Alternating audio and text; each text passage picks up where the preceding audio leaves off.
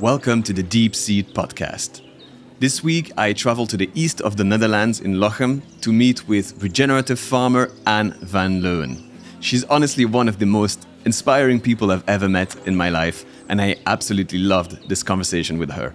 I really hope that you will enjoy it as much as I did. This episode was made in partnership with Soil Capital. I am your host, Raphael, and this is the Deep Seed podcast.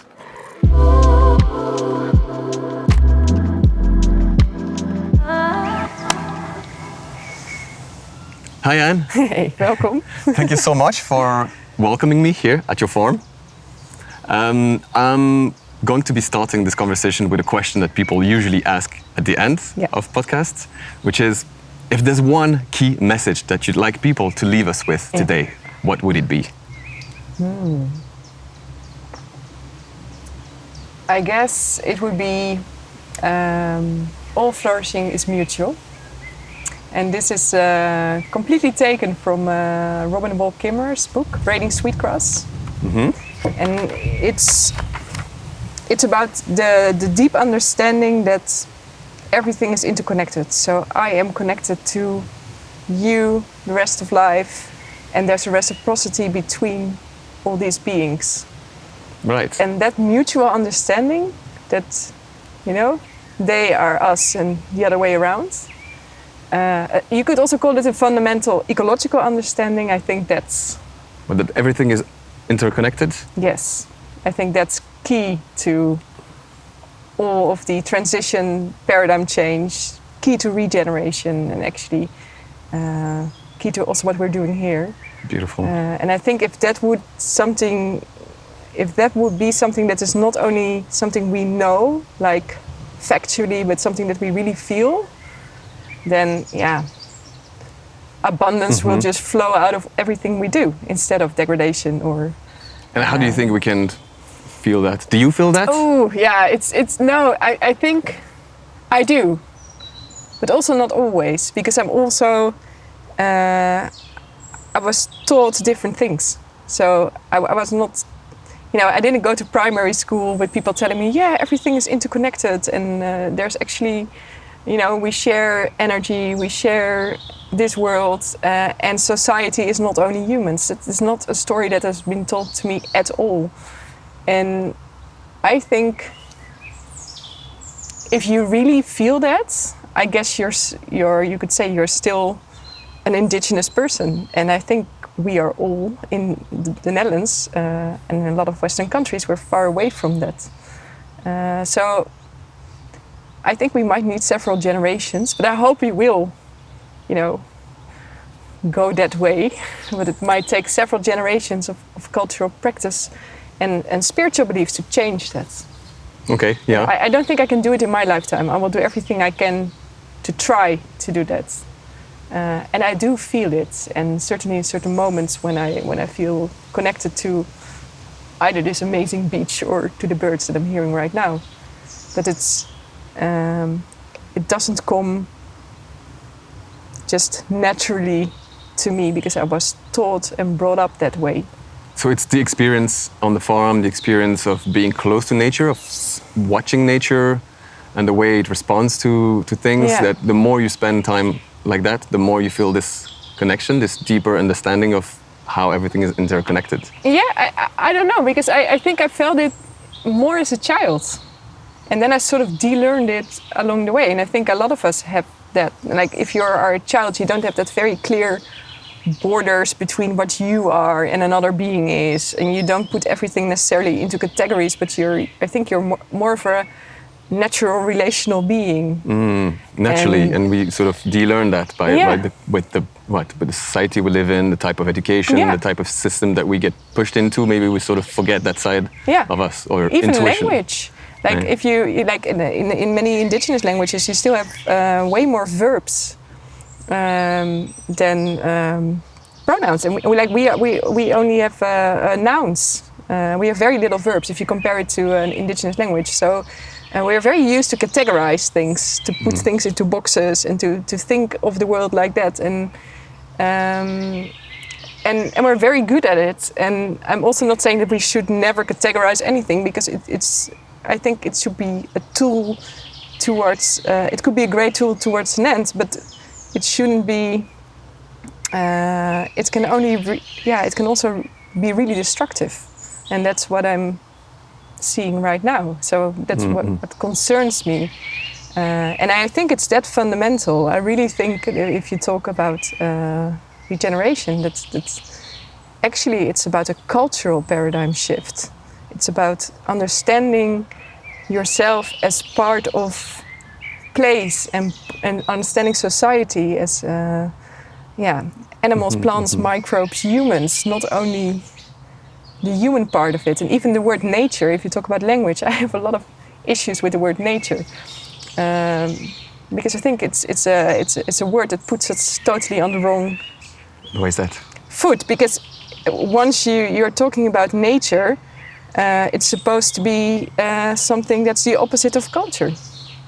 So we use nature almost as sort of a container term for everything that is not human.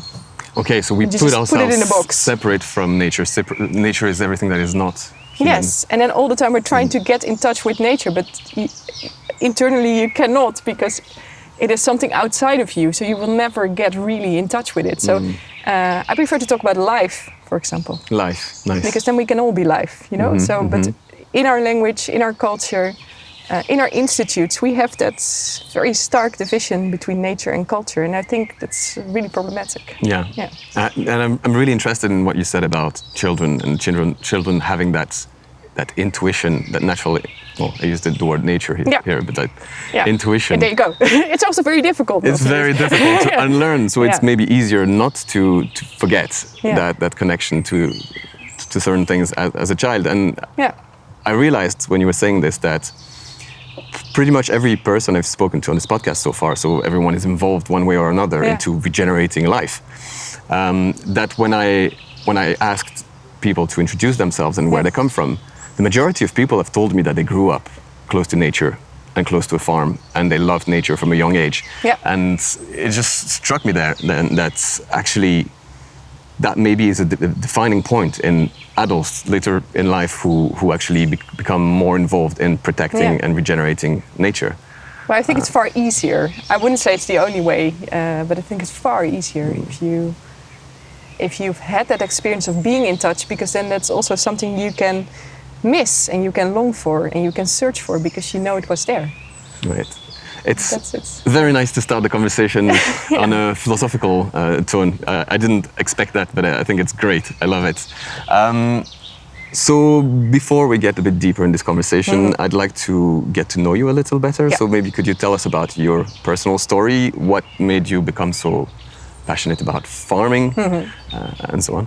Well, it was actually the first thing I wanted to be, a farmer, I think when I was 4 or 5. But it was not a very popular profession to strive for. So I remember when I talked about that at primary school, I got a sort of a negative feedback, which is very sad if you think about it, because it's just not something that has, it is seen as a praiseworthy job in our society, apparently. It's almost used as an insult sometimes. Actually, it was also a swearing word at our school, and then I forgot totally about it in a way. But I had the privilege of growing up with in the polder in a very sort of Dutch context. My father had this 18th century windmill, so it was very classic Dutch image. I was wearing wooden cloaks. We had goats around, we had chickens, but all hobby, nothing involving professional farming. And I spent a lot of time with my brother and my sister outside canoeing, being in the marsh of the Netherlands, you could say. Being in the I would love it if you could send me a picture that I could put on the video. If anyone's watching the video version of this conversation, they could get the picture of what you just painted. I totally have those.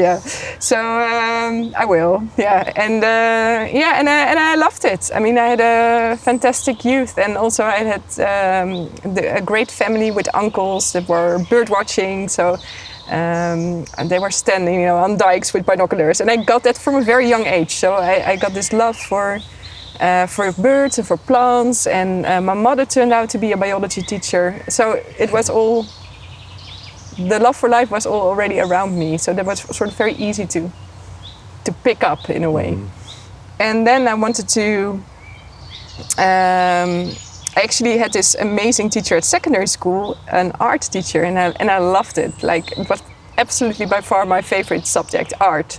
So I dove into that, and I spent most of my time drawing at school. And I was also thinking, why did I love it so much?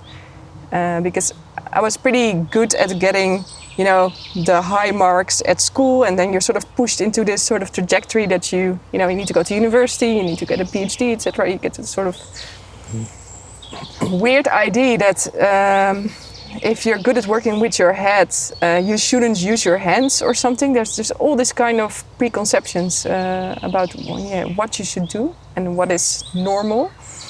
And I realized I loved art classes so much because it was one of the only classes that didn't put me even further into my head, but it actually stimulated something else. I could work with other things like intuition, emotions, hands, and I absolutely loved it.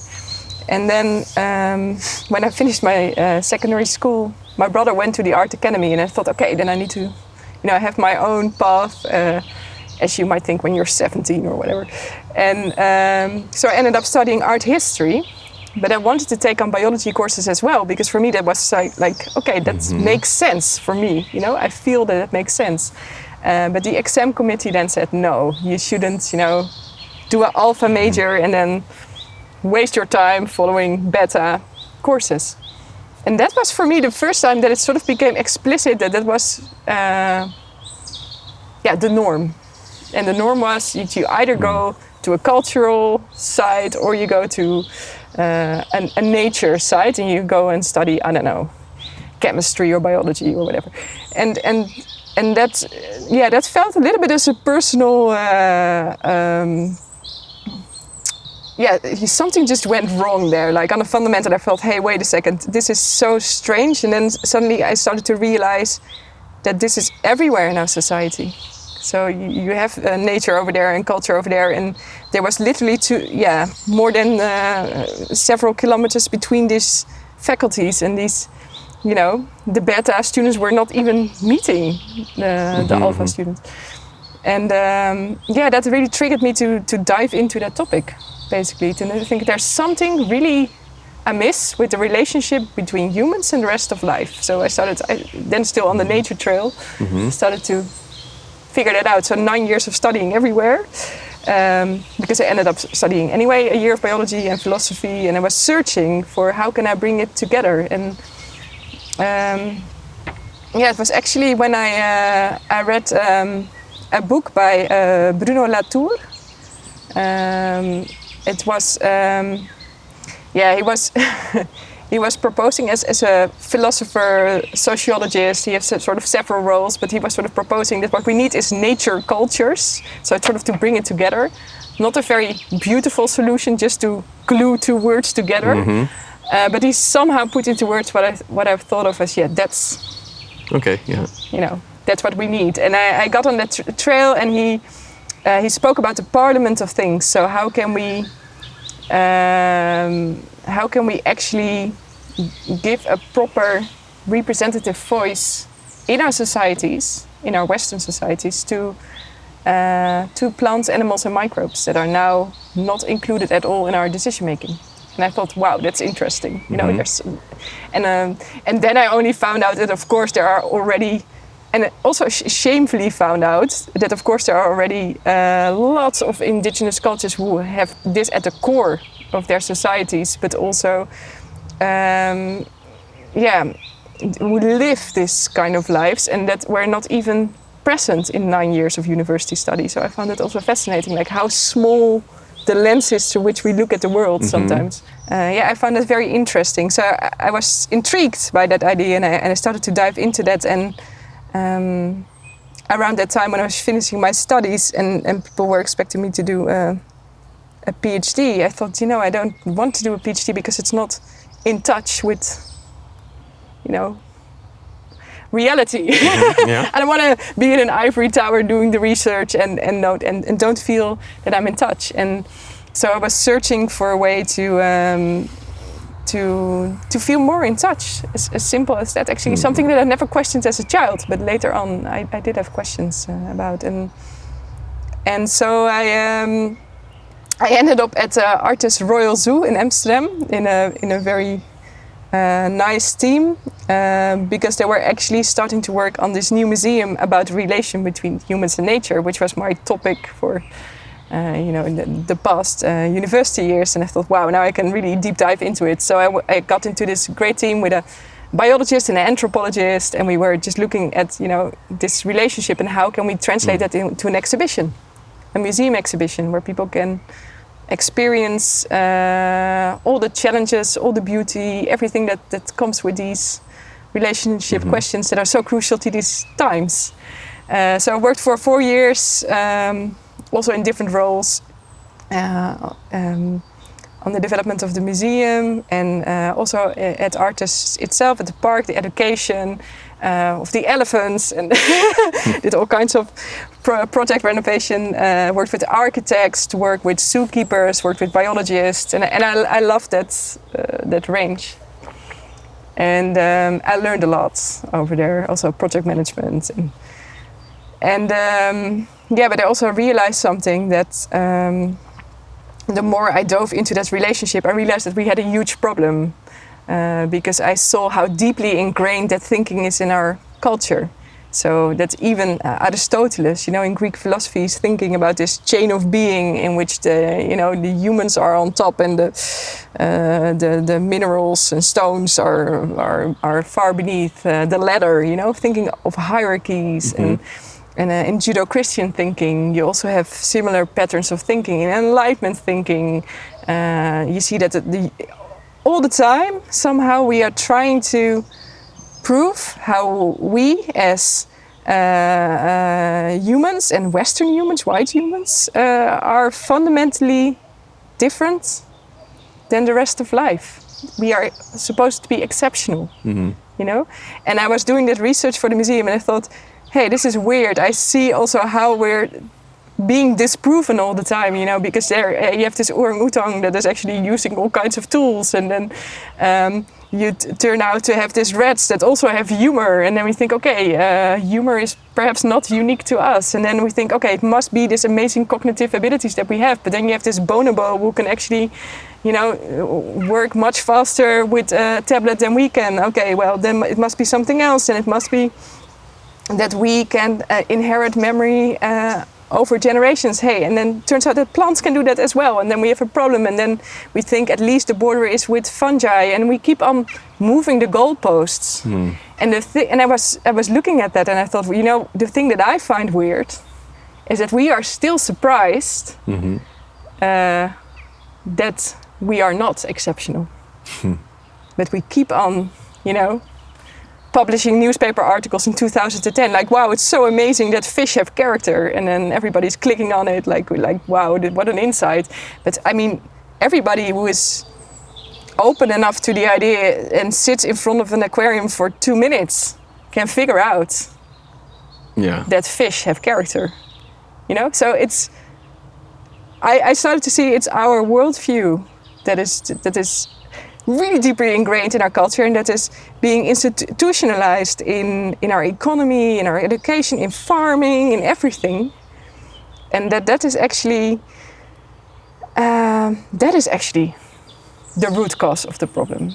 And at the same time, I saw all these crises spiraling out of control. The climate crisis, social inequality, and of course the huge loss of life, because of how we are now positioning ourselves in this world and the destruction that comes with it. And I started to see how that was actually intertwined, and I thought, that's a huge issue. I just don't know how to, if it's so deeply ingrained and it's a cultural problem and it's spiraling out of control, how are we gonna solve that, or at least how are we gonna even address that? Solve is too big of a word, but how do we even properly address that? And in that time I was stuck, and I was suffering from being stuck, because I thought that the best thing that I could do was to be sustainable, because that's also what our culture teaches us, right? If you work very hard, you can be a sustainable being. But yeah, perhaps it started off as an amazing thing, sustainability, but now it's sort of, the highest thing you're supposed to strive for is to be a less negative human being. But if things are spiraling out of control and the best thing you could do is to be a less negative human being, that's a killing perspective. That's so demotivational. It's like, I see also a lot of young people now getting totally stuck because they think that's it, you know? And I had the same experience. I think in a way that's why the regenerative movement is, I hope, taking off a lot more than the sustainability movement, because sustainability is a bit, like you said, it's a bit depressing. Yeah, it is. It's just how am I going to be a bit less bad today? But regenerative is like, how am I going to improve life on Earth today? Like, that's so much more exciting to get up and to do something that's related to that, I think. It is. It totally is. And I also didn't know it was even possible. So I didn't have that reference. And I think that's why these references are also so important. It was only when I saw the documentary by John de Leeuw about the regeneration of the Loess Plateau in China, that's sort of like, holy shit, you know, this is possible. It's even possible to, you have this beautiful image of this before and after image with 20 years in between, 20 years of hard work and time and regeneration. But you saw this completely degraded area, the size of the Netherlands, so a real substantial plateau that, you know, turned into this sort of lush place again, and not despite human beings, but because of human beings. And it was the first time it sort of clicked for me that you can actually work, you know, you can work hard to let life return to a place, but with that, also the social economic perspective of human beings can return to a place. And then it sort of clicked that everybody can win. You know, you can have social, ecological, economic win-win-win situations, and that regeneration actually exists, and that we can do that. You know, and then suddenly us being so many is not only a problem, it's a potential. I love that. Yeah, you actually still hear a lot of people saying that the problem is overpopulation, for example, because obviously if you look at population times consumption of resources and emissions, then you see that the problem is proportional to the number of citizens. But if a citizen can be regenerative and contribute to an improvement in the life on Earth, then the equation completely is turned on its head, and it's an amazing potential. It is an amazing potential. I mean, without being naive about the serious problems we're in right now, and also how you know, destructive our lifestyles still are, because I don't think we should forget that, and I also don't think we should play that down. But I do think there is the perspective if we work very hard for it, and I think it is very rewarding, because it gives you a lot of energy if you see life returning to a place. I mean, I cannot imagine anything that gives me more energy, and that is in a way an unstoppable force for me. Yeah, but I think we need hope. We need hope. Like, too many people are desperate today. When you watch the news, when you hear the IPCC reports, when you start learning a little bit about the state of the world, about climate change, about the environment, the loss of biodiversity, and all of these things, you can be very depressed very quickly, right? Yeah. And to get out of that depression, we need hope. We need a vision of the future that is desirable. We need to see a way out of this that makes you want to get up in the morning and do something about it, rather than say, well, too bad, it's too late. Yeah. So that's why, I mean, that's the kind of the angle I'm trying to take with the podcast, because there's a lot of podcasts already explaining how bad things are. And I think they're very important also, like you said, not to be naive about it, but it's great that we can have hope. Yeah, but hope is a verb. Because I think there's also, and Joanne Macy says that really beautifully, there's also a big risk in saying, hey, there's hope, so somebody else is doing this, so I'm gonna lean back. No, hope is a verb. So active hope. And active hope only happens when you work it. So I think if you talk about regeneration, like we started with this idea of all flourishing is mutual. If that's your, if that's how you experience the world, you know, like that's your frame of mind, then I think the only thing that people really need to do to properly regenerate themselves, and with that their places and their communities as part of those places, is to figure out what it actually is that gets you out, out of your bed in the morning. You were also referring to that. So it should be like with the farmers here, we write a holistic context. So just to get clarity on, what's your statement of purpose? What drives you? What do you do? Who you actually are? That's the kind of thinking. Because we are all different, and we need that diversity, which is the beauty also of it, to get things done. We need a diversity of skills, of passions, of knowledge, or the thing that drives you. And I think if we can get clarity on what really drives us at the core, and we could embrace a worldview in which we are actually, part of this amazing thing called life, then it just goes by itself. You don't have to convince anyone, or you don't have to put things on top of how somebody, should behave, because then it's driven by clarity and by passion and by love, and then it's totally different energy. So Great, I think that's the regenerative Amazing. part. Yeah. And then from that sort of realization to farming. Back to farming in a way, yeah.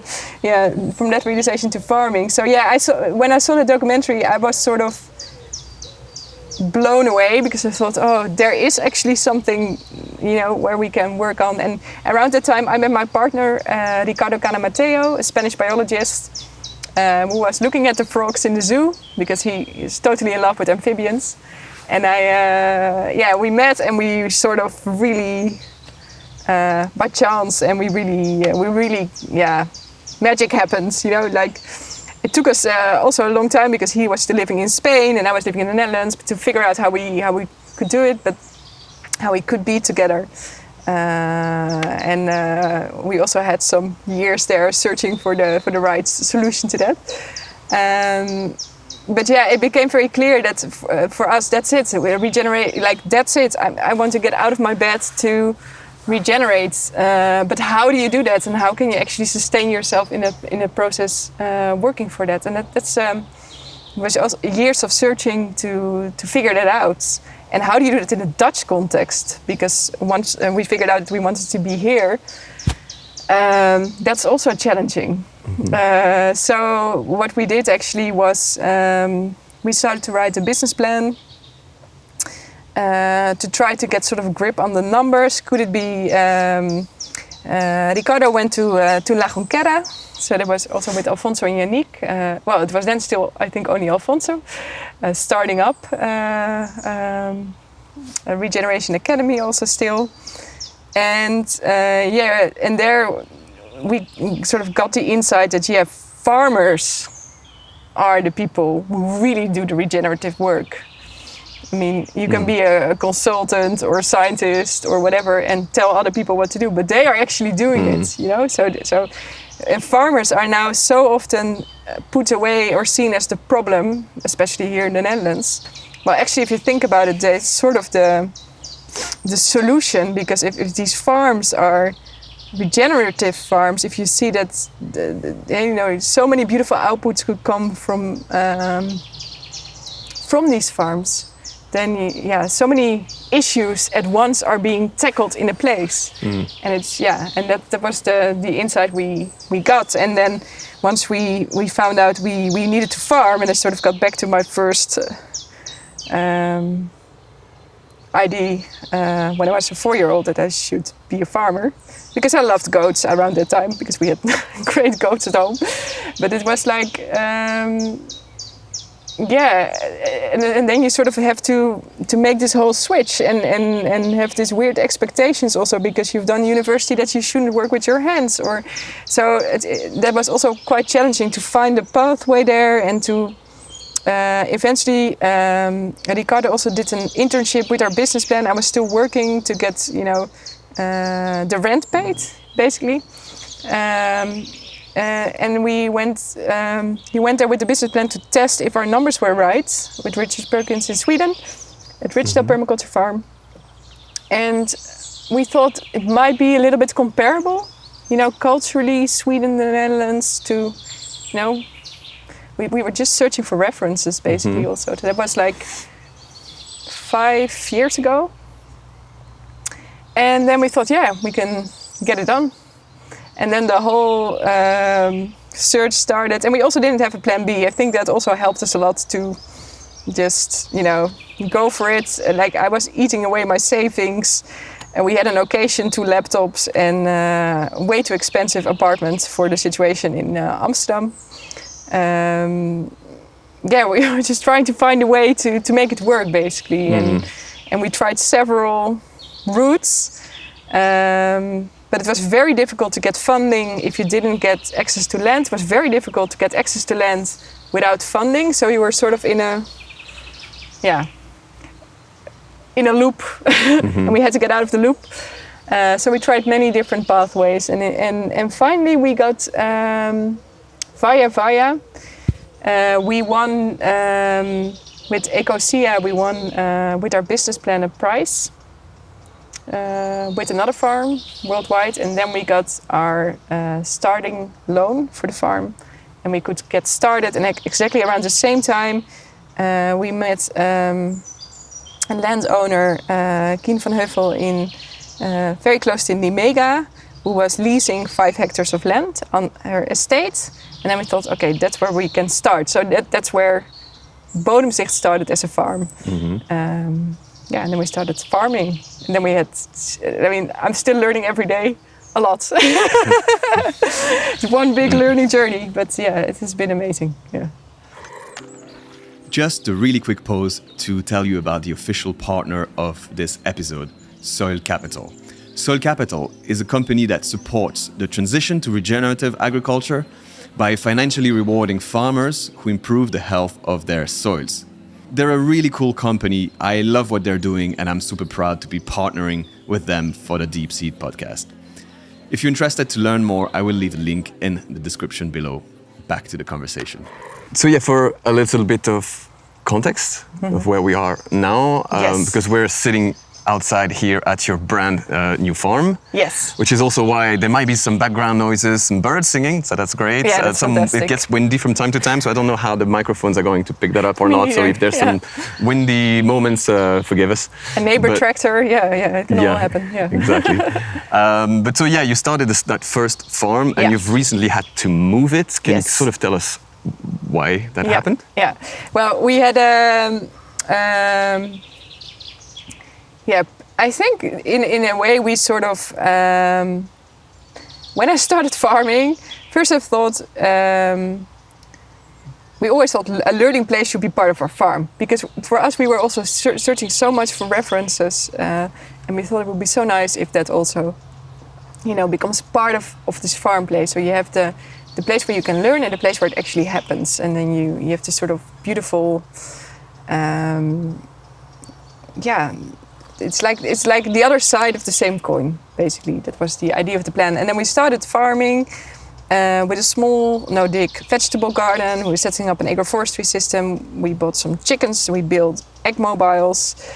And we were starting to notice that the farm very soon became a place that people wanted to visit. And not necessarily because they only wanted to buy tomatoes or carrots, but they also came for something else. So we started to notice that people had questions about how to farm regeneratively, but also sometimes personal questions about their own lives or their search for another pathway. And so very soon it turned out that we didn't only need a farm, but we also needed a tour. And then when we had a tour, we found out that we also needed courses because there were so many questions. And when we had courses, it also turned out that we needed to start to do events because there were other things. So then we had a farm and a foundation, and things sort of just grew slightly out of control, you could say. Or in a beautiful way, I could also say it organically grew into something even more beautiful and alive than we could ever imagined. Right? We wrote a pretty ambitious business plan, but we didn't imagine it to become such a place. In a way, very successful. Yeah, because I think for me the beauty of it was that there were people coming into, and that perhaps we could help them to find out how they could actually regenerate in their particular way. And I thought, wow, that's so beautiful. Like, or we could help farmers to start their own places. And I thought, wow, that's even more beautiful than the output, in yields in vegetables. Is that actually we can, propagate farmers? So so it became a very busy place, and at some point it was too busy. And a little bit, I guess, also too much for being at this estate where somebody was actually practically living next door. So we had a good conversation about that, and we were both very sad to see that it didn't work anymore. It was both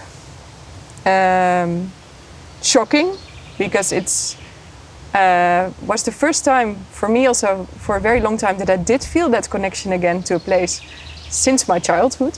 So it has been a while. And I was, so it's also very painful to remove yourself from a place which you've become so familiar with, but also so invested in. And not only me, but a whole community of beautiful human beings that were there. And all these particular places have memories and they are sort of part of the place. So it was very painful, but it was very honest to acknowledge that it didn't work anymore. And then we had to leave. And then there was this week of, well, a little bit more than a week, but a serious existential crisis because a farmer without a place, a farm without a place is not a farm. So it's, and it was very stressful. And in that same week, other unexpected things happened, and somehow this farm that was bought, we're now in Lochem, in the east of the Netherlands, in the Achterhoek, in a different place. This farm was bought by Lenteland, a foundation that buys farms and that realizes actually regenerative community farms. But we never intended to apply to this farm because we thought we already had our farm. But something went unexpectedly in that process, and there was again an opening for applying to this farm, but only like I think a week later from when we officially heard there was no future for us anymore at the other farm. And then I thought, God, perhaps they're like, very much of a roller coaster feeling, but perhaps there are like two stars in the sky that actually should align and we should apply for this farm. So so we applied, and then we got to this very serious selective process of writing a business plan that was way more challenging than the business plan that we initially wrote for 5 hectares, because this is 45 hectares and a huge investment. So we needed to make it work, because otherwise we should never start this. And I could have never done it like 4 or 5 years ago.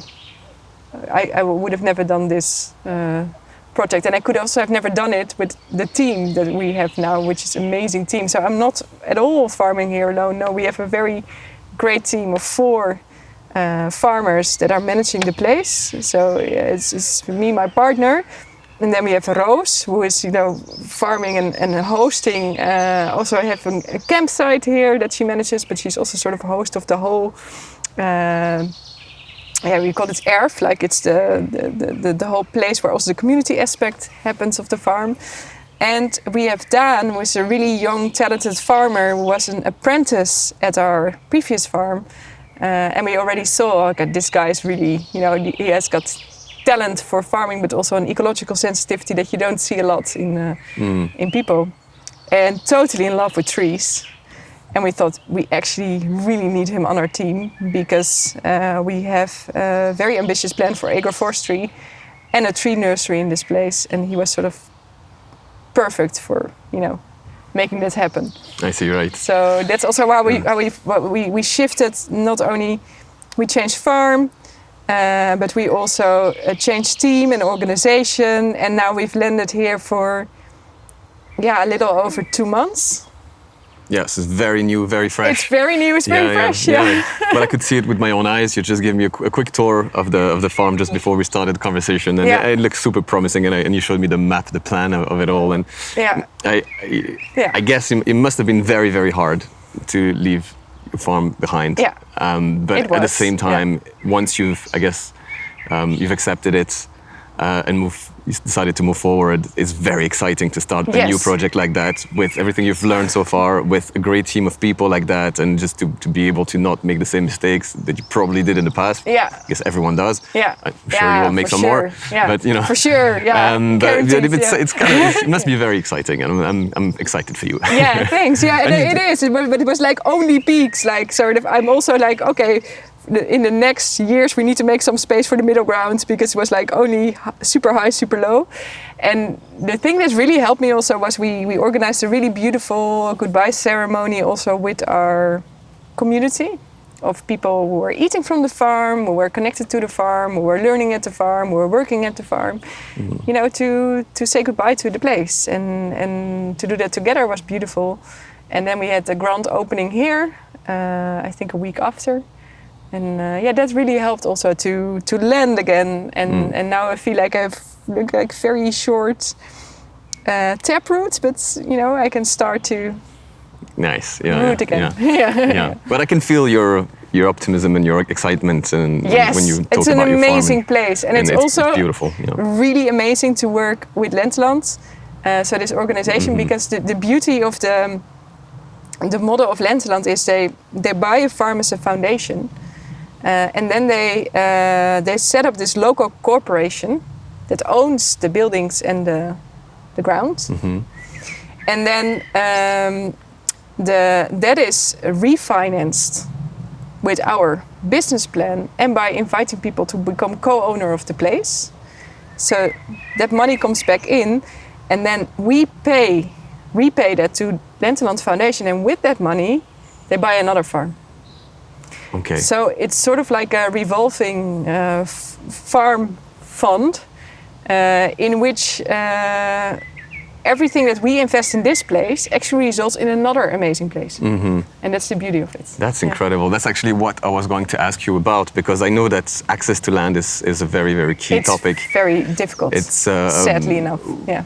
But it's something that keeps coming back on the conversations I've had on the podcast is that there's going to be a whole generation of farmers retiring quite soon, and a lot of them don't necessarily have someone taking over the farm yet, and so there's going to be a need for a lot of farmers, young farmers, or not so young, doesn't matter, but and access to land seems to be the number one and the biggest issue, the biggest hurdle to get over.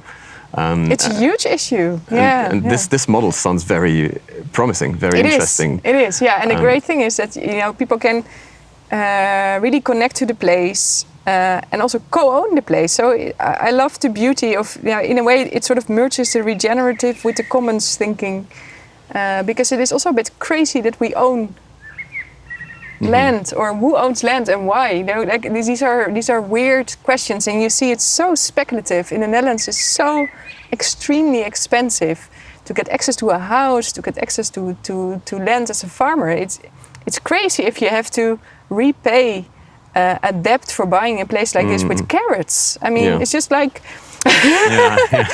it's just crazy, because we've been paying less and less of our income to food, and the house price and the land price has just gone up, and like it's totally out of balance. There's almost no sense in it anymore.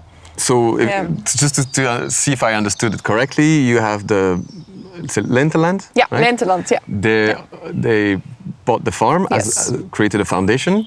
They are a foundation. They are a foundation. Lenteland is a foundation, they buy the farm. They buy the farm, and they also have outside investors, you said, or community investors.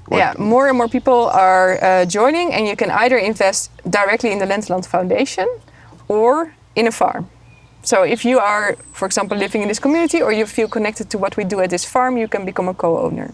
Okay. And but if you want to support Lenteland, you can also support the bigger organization that actually makes this happen. And I really think it would be great if we have models like that not only work in the Netherlands, but for example also in other countries. You have some similar initiatives, like in Germany you have Cultuurland and Terrien in France, and there are some sort of other organizations that are also trying to sort of solve that gap, right?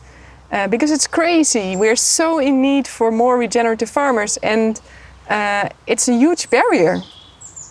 It's a huge barrier for people who actually want to commit themselves, and it's like a life commitment. It's not a job to farm; it's a life commitment. And if you already have such a huge commitment and you're so willing to do it, and it's so hard to actually make it happen, that doesn't make any sense to me.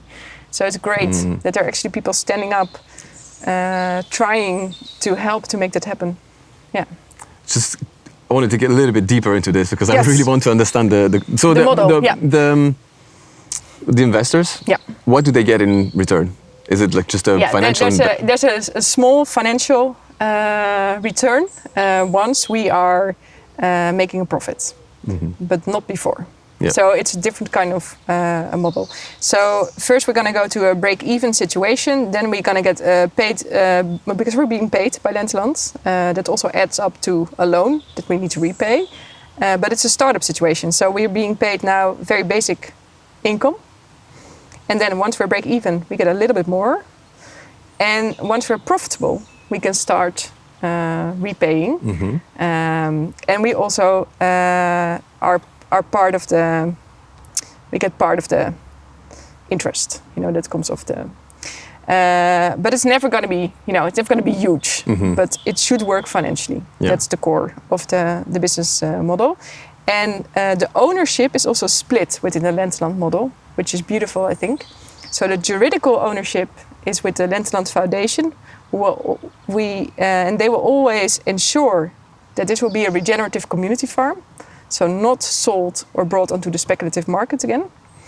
Then you have the economic ownership that lies with everybody who is, co-owner of this place. Everybody who buys certificates, they economically own the place. And the creative ownership is with the people who are actually on the ground farming. And that's the beauty of it. Like, it all intersects with each other. It supports each other, but everybody has their clear role, you could say, in the thing. And as a community, you make it happen. And what's sort of the duration of the agreement? I mean, can you farm here indefinitely, or is there a chance that you might have to move somewhere sometimes in the future? If we farm according to the principles of Lenteland, which are very clearly stated in the statuten of the, then we can make it work, because we also have the incentive to make it work financially. Then you can stay. I mean, I hope to stay till I'm off as a pensionado. And then I hope I will very happily make room for a younger generation, because that's the beauty of it, yeah. And so, moving on to the next step, you said that then everything you keep reimbursing and refunding to the Lenteland. Yes, we repay. So it goes into buying a new farm, but I guess it takes a long time to build enough to be able to buy a new farm. Yeah, of course it does, and that's why also it helps if there are more farms, because if everybody is repaying a little bit, of course it adds to the puzzle. So currently there are 4 farms, 4 Lenteland farms in the Netherlands and 1 in Belgium actually, Strakshoeven. And but if these are more farms, then it goes also more quickly. Yeah, because I'm trying to understand how you can scale that quickly, because if it's just 1 farm at a time, it takes generations for that model to really have a meaningful impact on the whole food system. Yeah, well, if you think about that big, yes. But if it's 5 farms that then finance another 5. Yeah. You have 10. Then in a way, it's sort of exponential. Yeah, exponential. Yeah, it's a bit slow at the start, but it can really. It can speed up. Yeah, speed up. Once the organization, of course, also grows with that, and is. But yeah, that's also the beauty of these first farms. Is we're also figuring it out together, right? Because it's very clearly and very transparently thought through by the Lenteland organization, because they're very good at that. But always in practice, you will always learn more, like how does actually apply, and then And that's also the beauty of it. Now you see with 4 farms, it starts to become, okay, now we, know the drill. And then the next one can start. And that's, and it fits very much with our own personal mission and vision, and also of this farm and of this cooperation, to make it a place that is also a place for a community, and a place that actually is not only working for its own good, but is actually, also giving something to this regenerative movement that we need. That's beautiful. Yeah.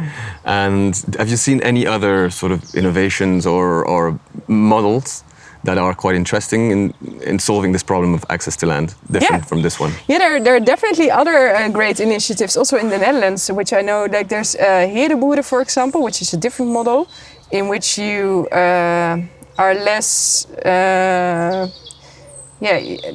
people actually buy a share of food, and then a farmer farms for them, and the farmer gets a loan.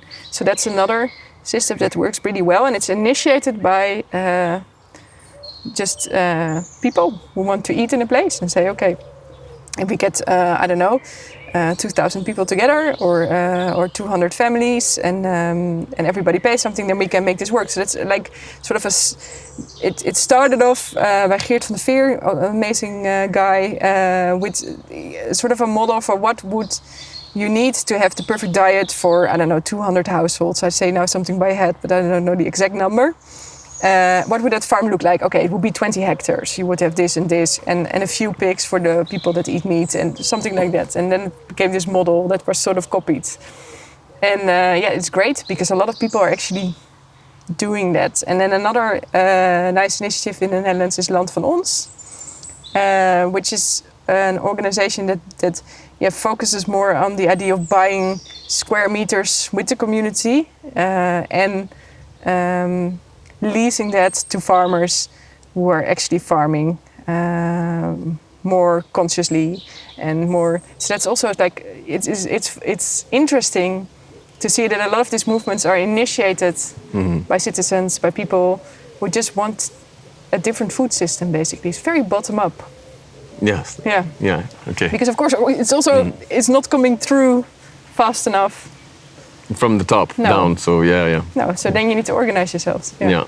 But it's great to see that things are happening, and there is great initiatives like that, and they actually are working and making things happen. Yeah, they are. That's also very promising. It's very inspiring. promising. Yes. Yeah, it's very good. Yeah. So, so now you've acquired your piece of land and your farm, and you have 45. You have 45 hectares of land, which you've told me earlier is a big farm in the Netherlands. Yeah, it's quite a big farm in the Netherlands. I still haven't really gotten my head around the size. The sizes. When I hear a number of hectare, I'm struggling It's like 90 football fields. 90 football fields. Yeah, I mean, generally speaking, because I hear all of these different numbers, and I sometimes acres and sometimes hectares. The episode with Benedict Beuzel, and he's still telling me about his 3,000 hectares. Yeah, that's insane in the Netherlands. 3,000 hectares. Yeah. So 45 hectares, which is a really nice scale for a farm in the Netherlands.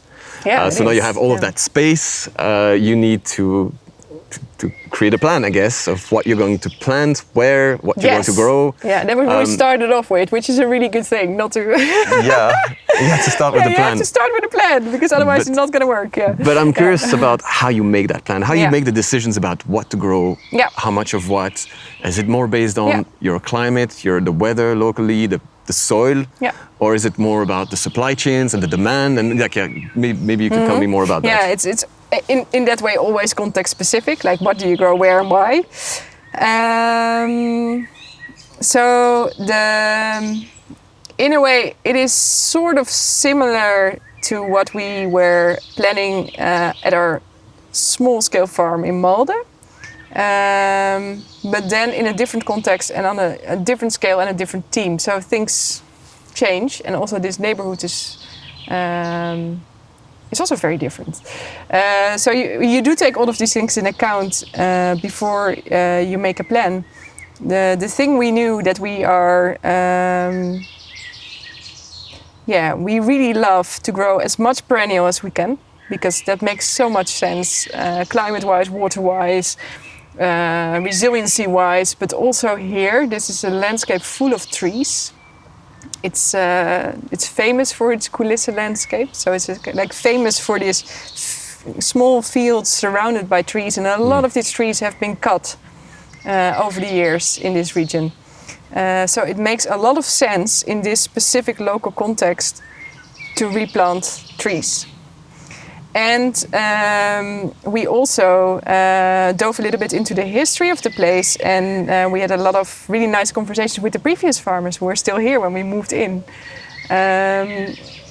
to really understand what was going on here and how this farm developed. So the farm is called het Gagel, which is totally impossible in any other language, I guess.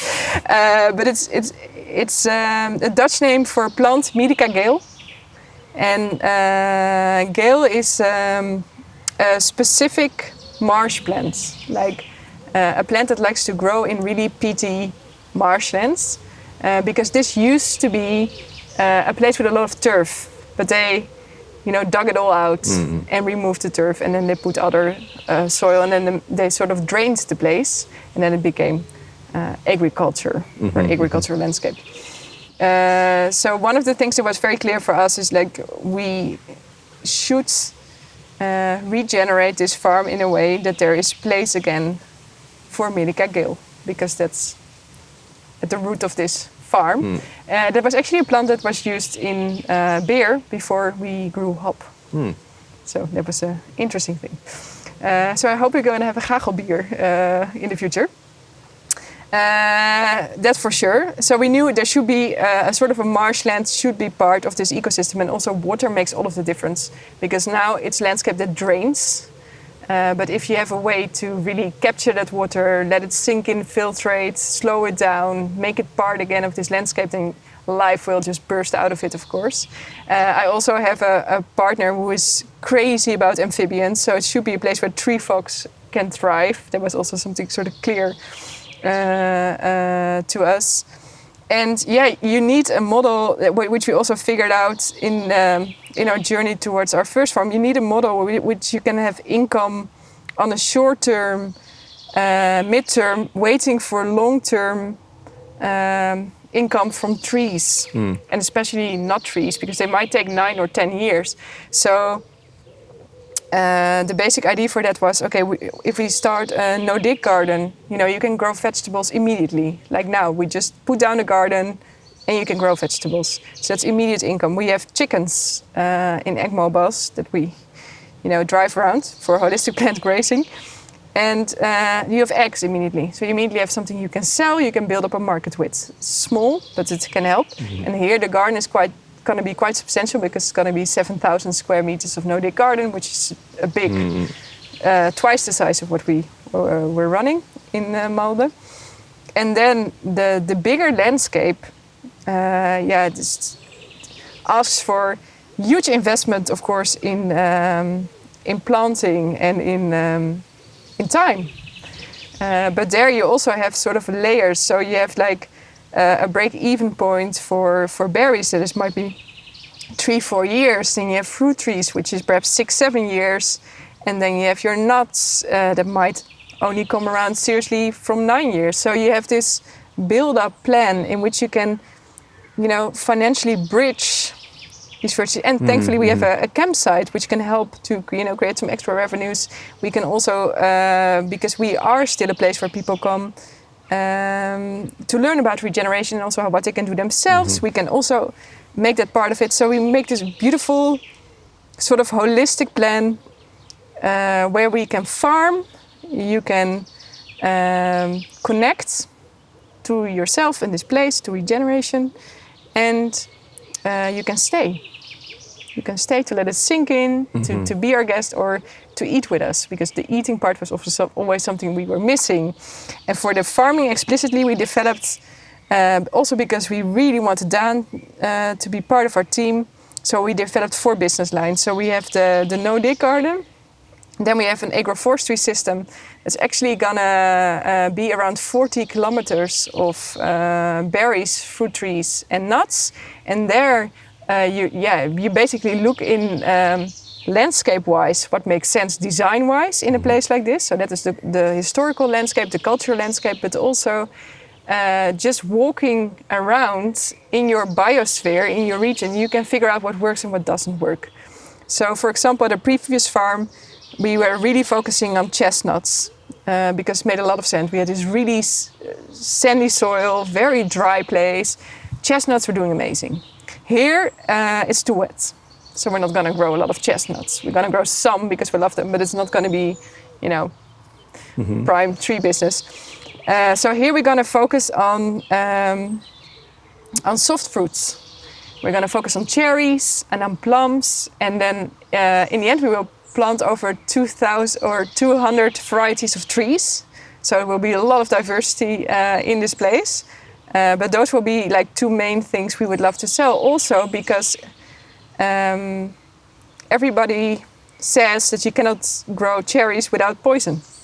Yeah, and you want to prove otherwise? I think it's ridiculous. Mm-hmm. That's the case. Mm. So what we are going to try is to make actually sort of the opposite of a usual fruit production farm. So instead of the monocultural trees, where you have one kind of fruit that you're specialized in, and you have to fight a lot of plagues, we're going to actually do exactly the opposite. We're going to go for a radical diversity in everything. Mm-hmm. So our chickens are a mixed flock of chickens that are laying properly, but eventually we just want to sort of naturally select sort of a outside chicken that is sort of this crazy adapted to this place chicken, tough, strong outside chicken. And the same goes for the trees. We're just going to plant so many different varieties of trees that we're just going to select what actually works and what doesn't work. And because we have the luxury of planting over 40 kilometers, you can overplant and then just see what works.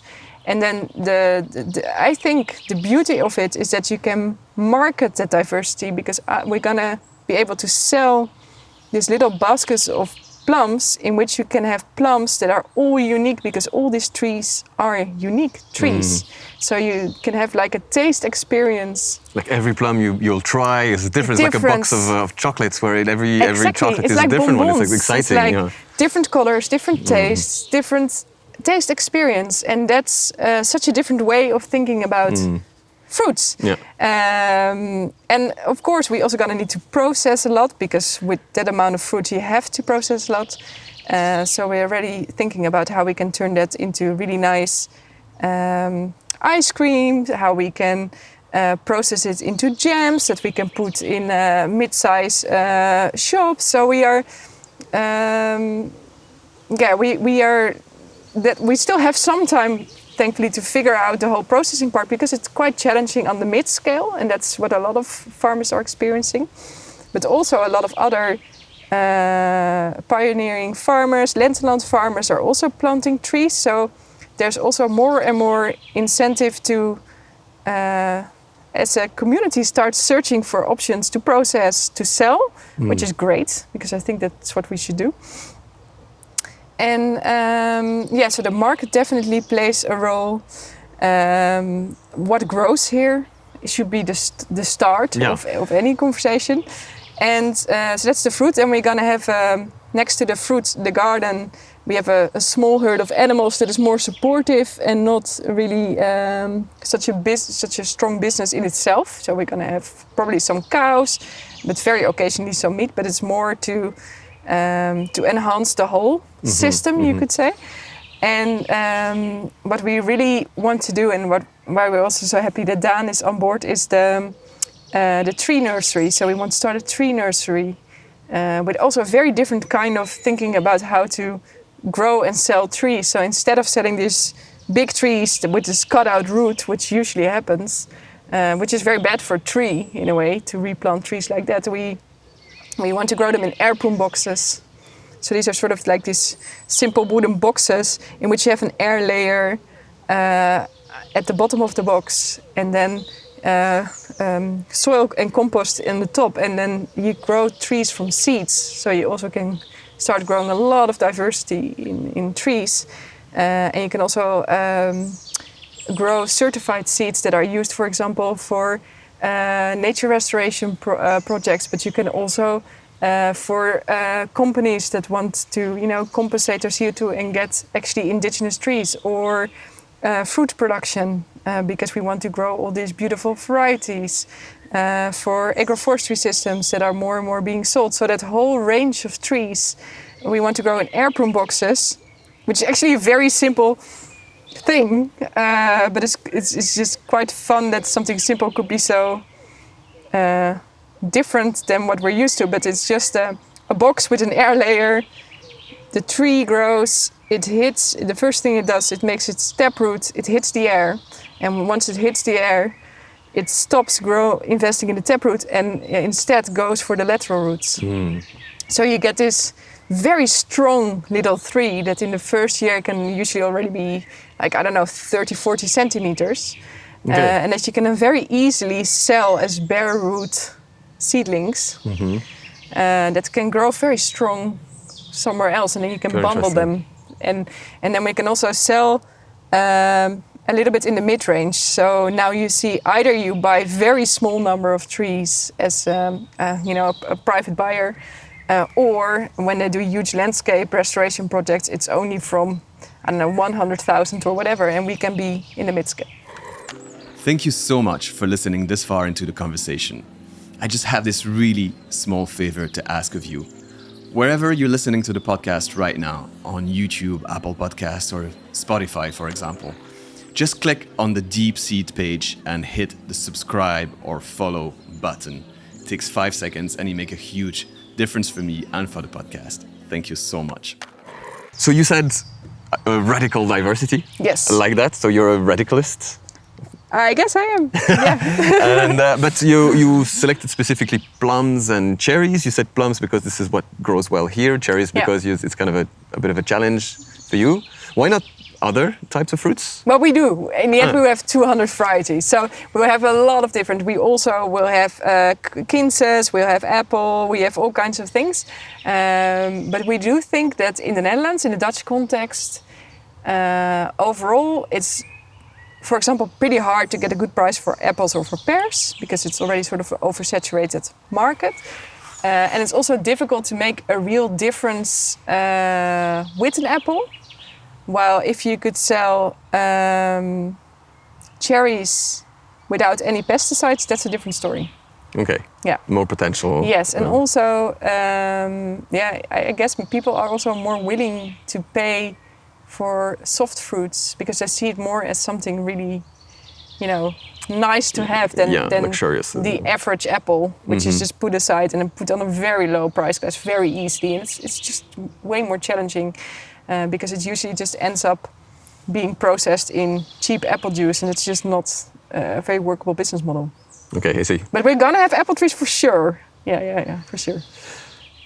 Moving on to something a little bit different, I saw that you're part of the EARA, the European Alliance for Regenerative Agriculture, and you've recently put forward a proposal for reform of the Common Agricultural Policy. Yeah, that's correct. Yeah. Right. So that's really something that I want to learn more about. First of all, what is the EARA? EARA, we call it. The EARA. It's easier to say. It's much more musical. Yeah. Yes. Like that is not going to work. No. So EARA. Yeah. Actually, EARA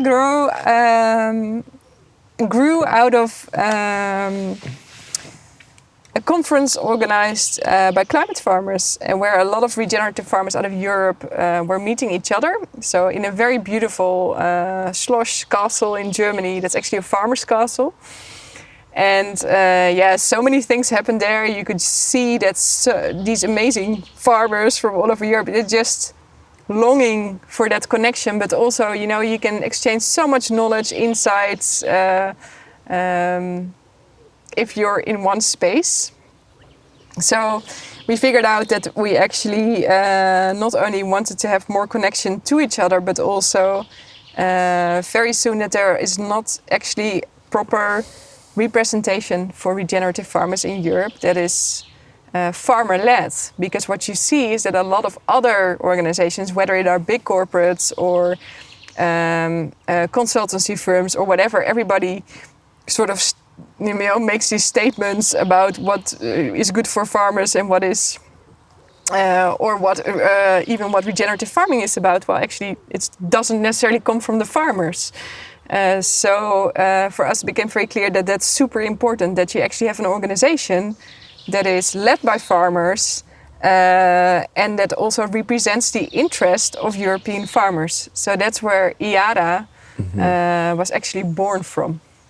And it was amazing because we met again last November at a castle in Germany with 65 founding farmers who subscribed to this initial meeting from, and really nice diversity. So we had people from the Iberian Peninsula, Portugal, Spain, but also from Finland, people from Hungary, from that side of Europe, but also from the UK. So huge, diversity in people. We had very young farmers and we had very wise old ones also in there. And people who are farming on 0.4 hectares to people who are farming up to 4,000 hectares. So, huge difference in farming practice, in farming techniques and experience, in cultural context. But we could read and write with each other. It was just amazing. It was just so nice to be... we're actually a community sense, like, yes, we're doing the same thing, all in our own context, all in our own ways, but we're actually doing the same thing. And that was so nice to experience that you are so in sync with these other farmers that we also managed in 2 days to build a whole organization. Not until the very details, but it was just amazing. We wrote a mission, a vision, a policy statement, and like in 2 days. Incredible to get so many different people from different countries agree on at least the foundation, astounding. The basics. Yeah, but amazing. I think also very telling because it really tells that once you have this sort of regenerative mindset, it's no longer about practices or this or that. It's about sharing that same base, and from that you can work so well together. It's like, and it was beautiful. So we founded IARA, and with a fantastic operational team that supported us, that were also chosen by the farmers for the support, and that are still supporting the organization because we're also all very busy. So it's very difficult to get everybody, on board. We're still having our steering committee meetings every 2 weeks. Now the high season starts, so we're going to slow it down a little bit. But one of the things that we also did was there was a political advocacy group that was working on policy. And one of the core lever points of policy should be the cap, which is now usually something that inhibits the transition towards regenerative agriculture. We prefer to say towards a regenerative agro ecosystem because it's not only about, agriculture in an isolated way. It's about the whole chain. It's about, much bigger than that. And there were some amazing farmers in there that have been writing for weeks. And it's also the beauty of it, full trust from the other farmers because just amazing things come out from all of these different work groups. On a different proposal for the cap that we all edited together, we reviewed together, we agreed upon, and then we went to Brussels to actually present it. And that's what we did, I think now 3 weeks ago or something like that, And the proposal is actually pretty simple. That all this complexity of regenerative farming, you could sort of capture that by measuring 2 things. The net primary production that is actually on a farm, so that's very much related to biomass and root excavates and photosynthetic activity, you could say. And the beauty of it that you could measure that with satellite data. Okay. So we also coupled that to the Copernicus program of the EU, for example, because they already have this kind of satellite data. So we just made a very concrete proposal, basically. So if you really want to take track of regeneration, which is a process, it's not a practice, you need to start to focus on measuring outcomes. So that's the argument. And if you want to measure in all these different contexts the outcomes, and you look for something that can indicate in simplicity that complexity, then net primary production, so the amount of photosynthetic activity on the land, you could say, if that increases over time, then you know that a process of regeneration is actually happening. And if you measure that, and if you measure soil health, then actually you have enough information. The only thing you still need is to check what inputs are there on the other side at the farm. And based on that, you can put your subsidy system. Okay. And so it's a proposal to reorganize the subsidy system in the EU, basically. How do you measure soil health, and what are the metrics in soil health that you're looking for to say this is good, this is bad? There are different tests for measuring soil health, but soil life is one of the best indicators for soil health. So the diversity, the amount of microbial activity, what's soil life? There are different tests for that, and it's a very complex issue. I wouldn't say out of my top of my head, I wouldn't dare to say which one is the best test you can take for that. But it has to take fundamentally into account soil life, because a lot of what has happened is that soil's been measured only by carbon or only by structure or only by whatever, but if you leave life out of the equation, you're never gonna measure soil health. So that is the argument being made. And then there's several proposals that people can also read. By the way, it's on earo.farm, so you can just dive into the paper if you want to get into the nitty-gritty of it. I think it's 54 pages or something, so you can really, and also scientifically really some homework for me. I have a duty to. No, I do. I feel. There's also a summary for policymakers, so that's great. Yeah. No, but I do want to. I want to learn more about this. It's super really interesting, and it's also like if you. I think in a way we should also be humble about that. There's so much to discover still in how soil works and how life works. But I think one thing that you can generally say is that if you look, for example, about the relationship between the climate crisis and the loss of life, there are climate rules and regulations that are bad for life. But there's never something that is good for life that is bad for climate, right? So I think the shift we should make, if we facilitate more life in our places, underground, above the ground, and we find that sort of sweet spot, which can also be very challenging. It's not easy to work with all these other life forms, because it can already be very challenging to work with other human beings, let alone with voles and goshawks or whatever. I mean, it's super complex. But once you sort of reach that point in which you have so many beings in a place that everybody can eat each other and there's enough to eat for everyone, that's the sweet spot. And then it sort of starts to roll. And then you are building a very resilient landscape, which also will ensure a resilient yield. Okay.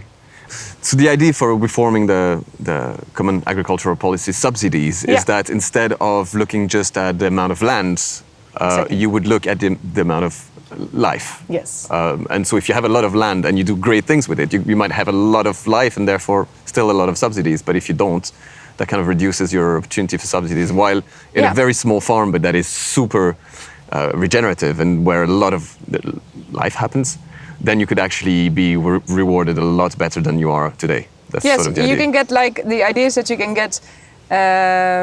So we put it also all in an example. I mean, you can measure it in other ways as well. It's about the principle, but we actually made a concrete example, like how could that look like? What could the calculation look like of a subsidy system? And the idea is that you measure the regeneration that happens over the years. So that sort of gives you a certain subsidy, right to a certain subsidy. And you have the regeneration that's already in place, which also gives you the right to a certain subsidy. So the people that have been investing already are not necessarily cut under subsidy because they're not regenerating more than the place that they actually are in. Yeah. So it is based. So the idea that you only get subsidies for flat hectares, that should be totally out. But the idea that you get a hectare-based subsidy coupled only to outcome-based performance, that's the change maker. That it seems to make a lot of sense to me, and I keep hearing this criticism all the time of the subsidies, and I'm looking forward to look more into it. But it sounds super promising and feels like the kind of proposal that, if it could be accepted and put into place, could really change a lot of things. It will, and also it will totally also change rules and regulations for farming, because what happens now is that rules are put into place that are not context specific. So you get, and I get the farmers' anger from that point very well. I mean, if I don't know, the EU says that, or the Dutch government says that you're only allowed to harvest your potatoes, I don't know, before the 15th of October or whatever rules come down. These are all sort of set rules that are based on practices, and it can be seriously inhibiting for having a farm business. So instead of focusing on realizing inhibiting rules, if you shift that from practice to outcome-based, you also give back the agency to farmers to farm in a way that makes sense in their context. And I think is so important, because I totally get you're not fond of the transition if you just get top-down this bucket of rules thrown over you, which a lot of them don't make any sense in your context. I mean, that's I also get where they come from, but it doesn't help. So if we can shift that, we can give back the agency, we can make the cap a lever for change and not something that inhibits change. And farmers can feel empowered again to make decisions and have this really nice goal of, increasing their MPP, increasing their soil health, and they get the support that they might need to make it happen. And that's beautiful. It is, yes. Yeah. Got me excited again. So you went to Brussels to present this proposal? Yes. To who? Yes, we invited a group of stakeholders from the Brussels arena. So there were people from the Commission, there were people from certain lobby groups. So it was just a first tryout, first room of sort of key people that could be interested in this. And we already see that from this we get other invitations to present the paper. But of course, this is also the challenge of,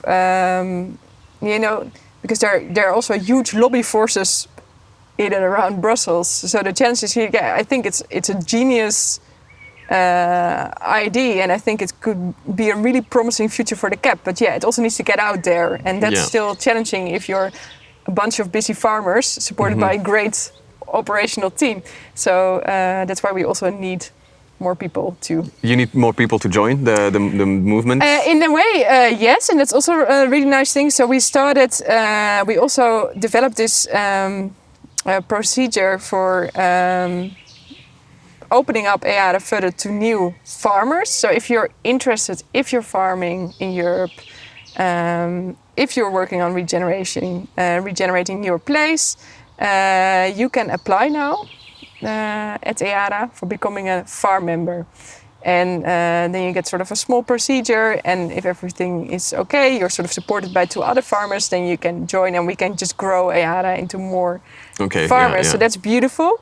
And also from September you can join from an associated membership. So other organizations that are in line, so we also made very clear protocols who are in line with our organization can actually become an associate member and support EARA in that way as well. And then we can also start partnerships. So amazing. That's happening. In a recent episode I recorded with Benedict Beuzel, he said, and I'll quote it from my notes, "Farmers' mental health needs to be addressed much more when talking about the transition of our food system." What do you think about this? Yeah, I think it's like the other side of agency, I guess, and doing what you're good at. And I think in the Netherlands a lot of farmers feel also really, and I really get it, really underappreciated. I mean, they work super hard. They don't get a lot of space financially at all to reinvent their businesses or to even do things a little bit differently, because they're sort of in a lock-in situation usually with single-use infrastructure, with bank loans, with a lot of societal pressure. Also, if you look at the demographics of farming, a lot of farmers in the Netherlands are, almost all of them get a lot of male farmers and a lot of old farmers, relatively old farmers, so 50s or older. So also there you see that something is not going right, so you don't see a lot of young farmers coming in anymore. And that's super stressful. So I can totally get that. And I think it's very important to,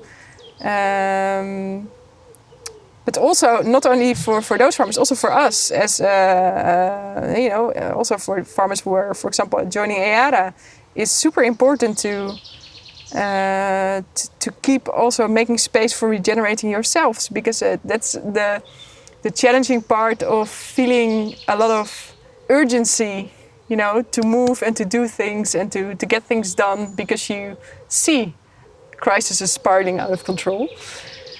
And then, it's super important also to find your moments to take a rest, ground, and and I think for me, on a personal level, if I look at the farmers, I that's what EARA also does to me. For example, but not only EARA, but also the community here, just locally. Like, there's so many beautiful community levels that coalesce at the farm. So you have the neighbors, the people that support you by buying vegetables, or they are co-owners, and that's already a more broad range of community that's there. And then you have the European network, and you have all these other amazing partners that we work with. So in that respect, I have the privilege of not feeling lonely at all. And the thing that also keeps me sane is doing what I do, but also is because I know I have this faith. If I stop, somebody said it very beautifully lately, if I stop singing for a moment, I know I'm part of a choir, that still sings.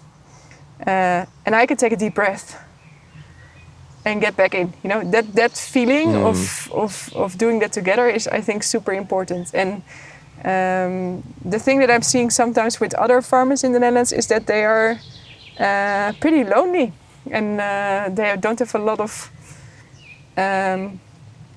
contact outside of their farm work, for example. That can be very worrisome, I guess. And I think it will also really help if we start to appreciate again what a beautiful work farming actually is, what hard work farming actually is, and that it's so beautiful if you have a job where you combine hands, heart, head in practice. I mean, that's It is. And I think that's also part of the problem, that farmers don't feel appreciated anymore. Yeah. It's sad. Yeah. It surely is, yeah. And bringing more people to the farm then is also part of a solution for that? Yes, I think so. And then not only bringing them to the farm, but connecting them to places. So I really think this is all about being connected to place again. And there's something so beautiful and so direct at knowing the place where your food is grown and how your food is grown. And if you like the way in which that food is grown, to eat that and to feel that through eating that you're also a part of that place. Yes. And it's very basic, but I think it's also very grounding and for many people, I think, beautiful to discover that connection can actually be remade. Yeah. So if there's people listening to this who would like to reconnect to the food system, to farmers in their area, like what's the best way to go about this? Oh yeah, I mean, there's so many beautiful things you can look up to. I mean, you can, at eara.farm, there's a really nice overview of European farms, and you can look up if there's any farm in your neighborhood. Perhaps you can just check out their websites. Perhaps you can go for a farm tour, or perhaps you can do a course. Perhaps you I can do some voluntary work at the farm. Perhaps you can become an apprentice. Perhaps you can even work there. I mean, lots of different options.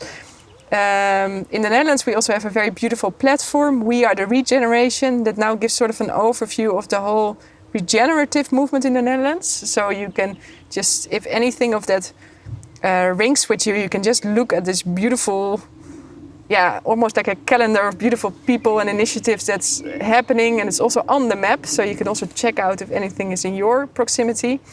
And I would really advise just to see if you can get your food from a place nearby that makes you happy and fed in also other ways, and it's and that's also the beauty of it. If you talk about soil health, it's also our health, right? It's the reciprocity. So if you can find a place where the soil is getting healthier, you're also regenerating yourself by literally eating that, because that also translates into nutrients in your food, in yourself. So I would definitely check out if there's options for buying that kind of food and nourishing yourself with it. And do you sell yourself? You sell directly to consumers? Yeah. To people? Well, don't really like the word consumers. What's a better word for that? Eaters. Eaters. To the eaters, like you and me. Yes. So you have people coming here to buy and eat your products? Yes, from the half of June. We're a little bit late this year because we're still setting up the garden because we just moved. And it's a bit inconvenient to move a garden. But the vegetables are popping out now. And from half of June till the end of November, we will be selling veggie boxes every week. And you can also have eggs with it if you like. And then we're also collaborating with an amazing farmer here in the neighborhood. And we can buy his cheese that also can go optionally into the package. So we're already starting to see how we can make it even more full diet if you like. And then of course in the future we can add our fruits to it, and we can add our nuts to it. We can add a lot of perennial vegetables. We can even add flowers. So it's just gonna grow in options. And this box we sell very locally, so in this region, because for me it also doesn't make sense to farm here and sell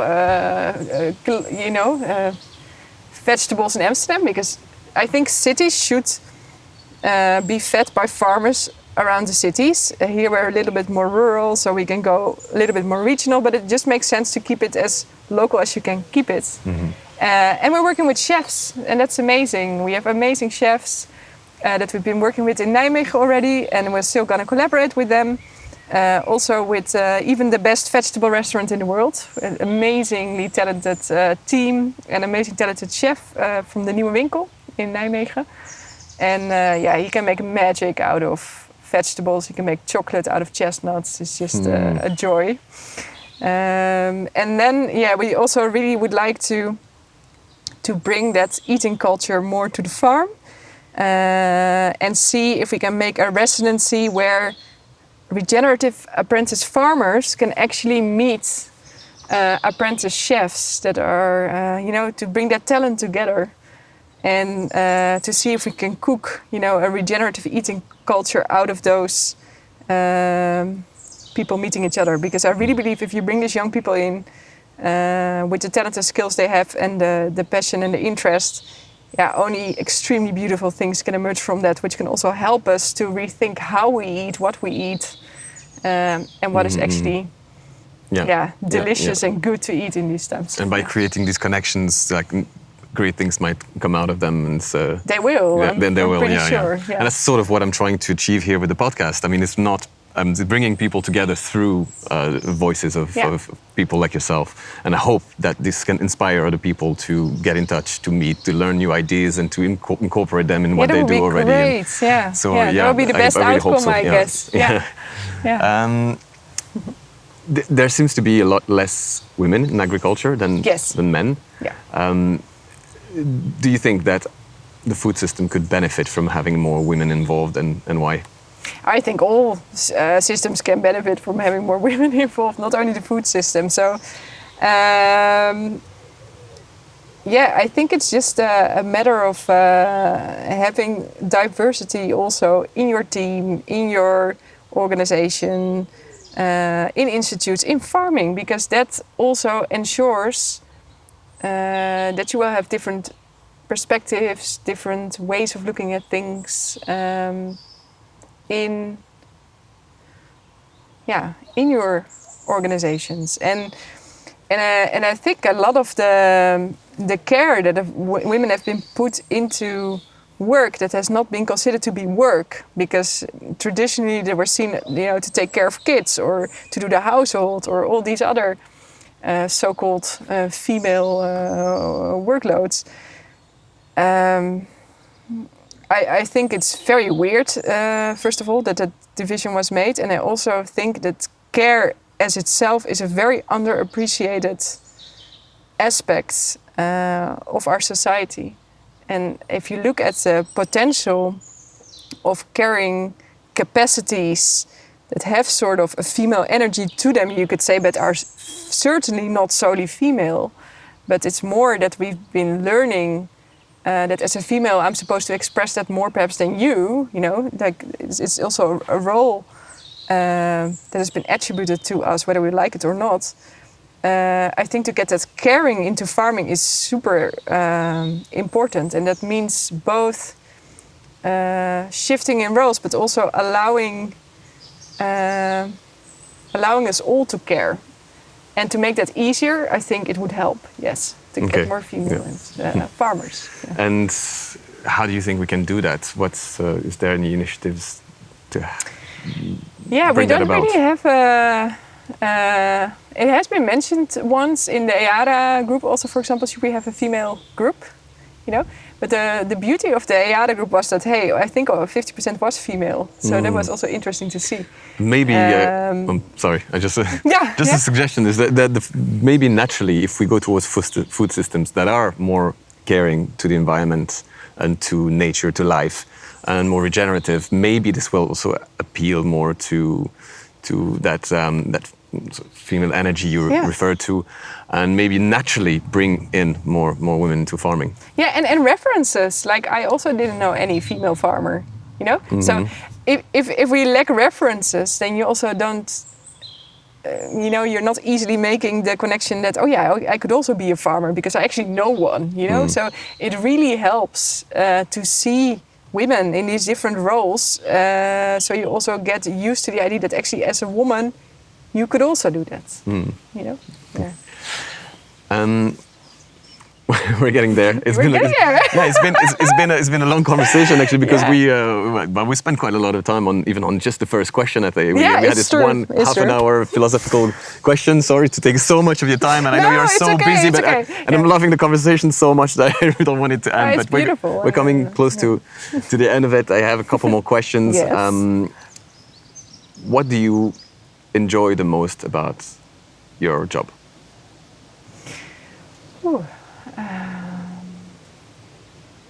Sure. My statement of purpose is to connect. That's what I get out of every day. Like, I get out of my bed to connect. And that's sort of an ongoing thing that I'm learning through farming, but also through other means, also through being in the context of EADA or having artists at the farm, or it doesn't matter actually. It's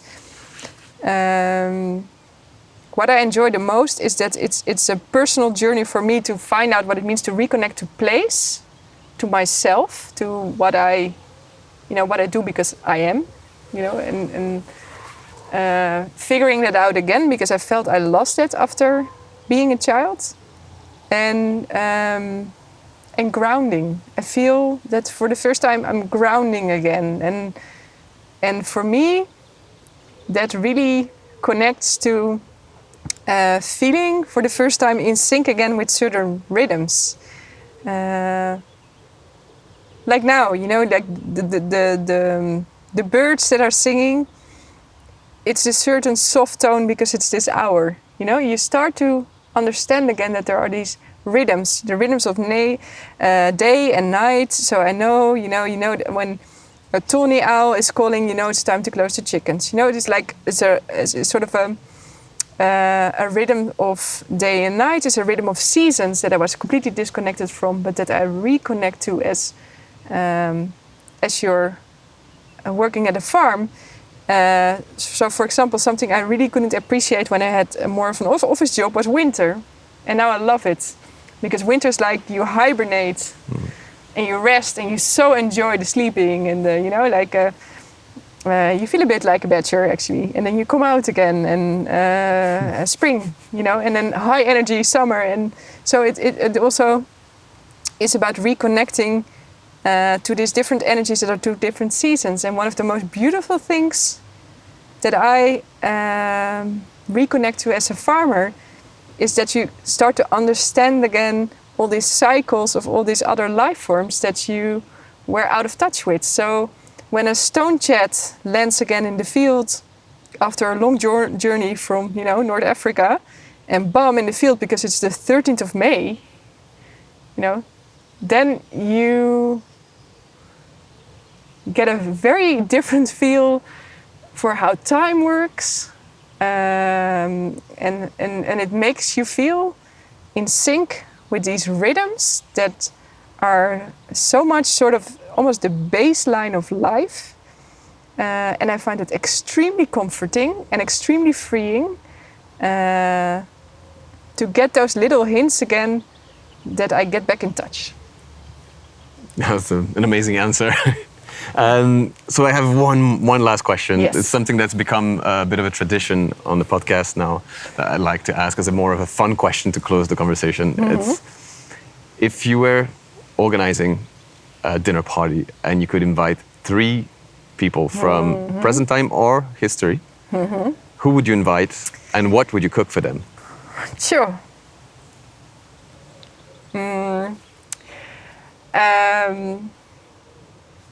Okay.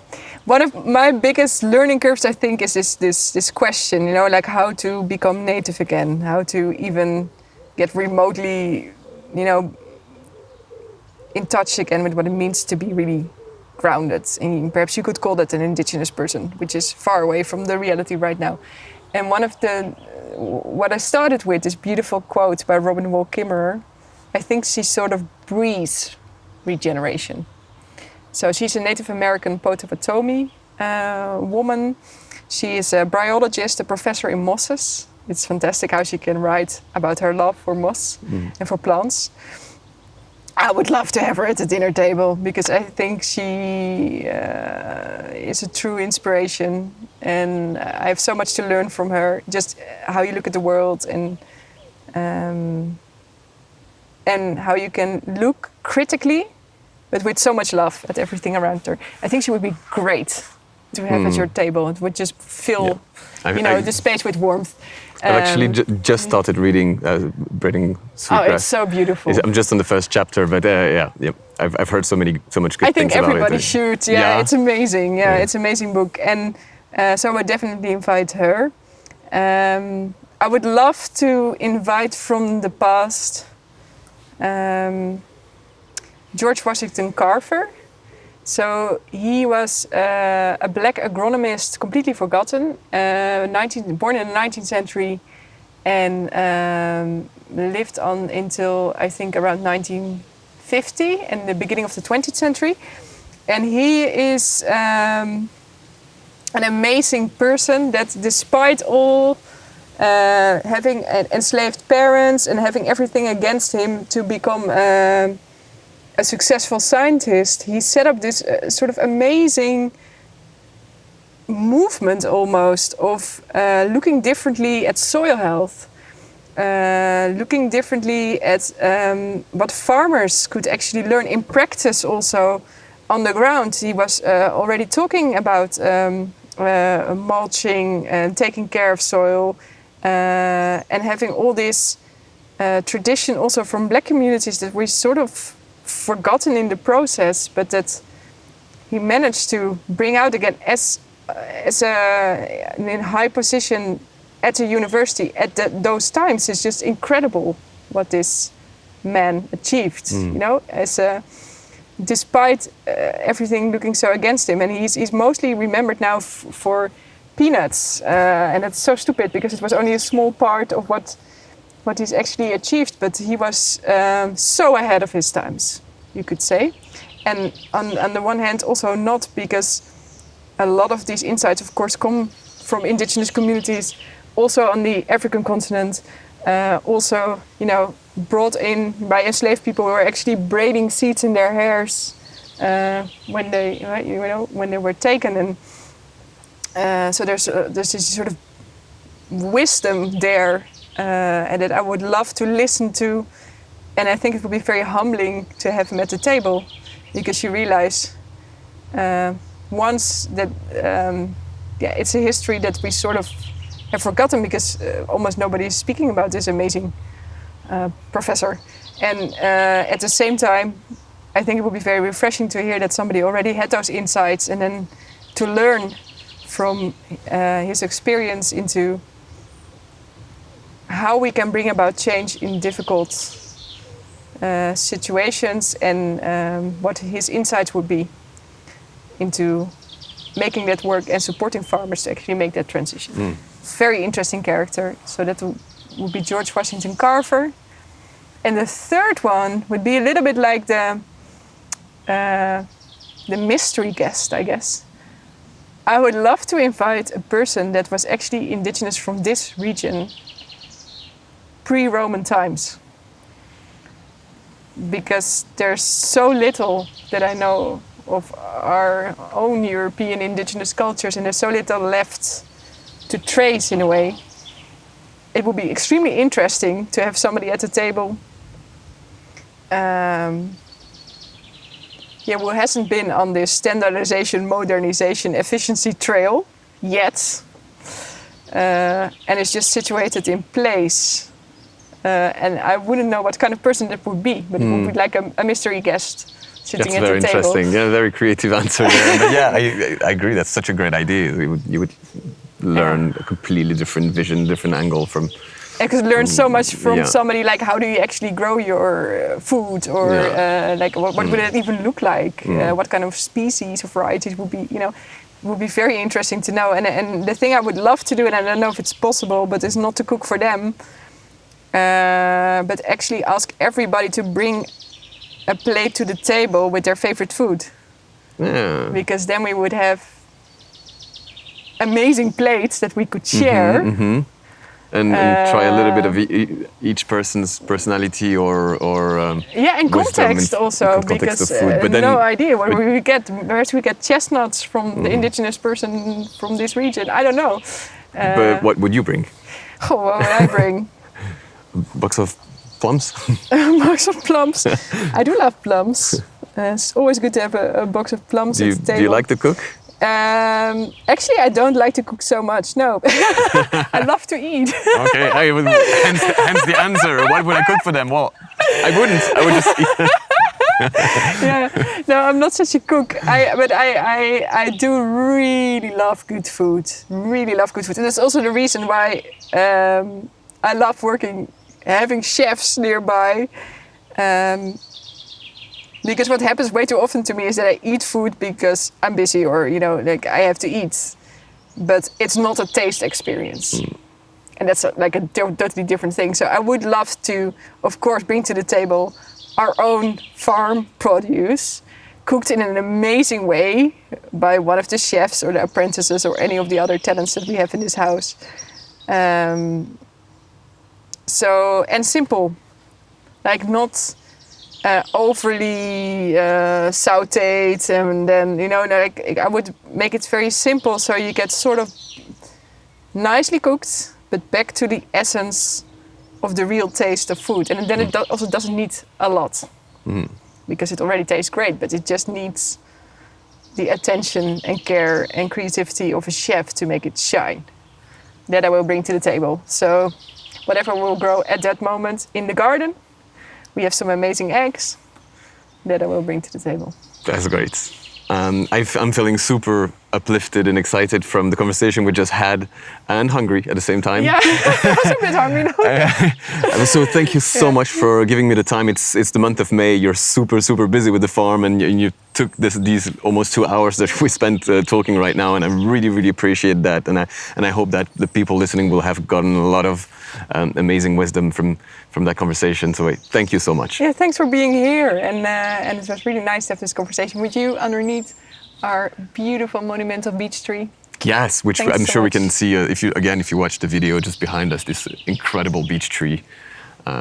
Just looking over us with a lot of history probably, and it's seen a lot happening. Yeah, right? it's a real presence. Yeah. Yeah. Thanks so Right. much. Cheers.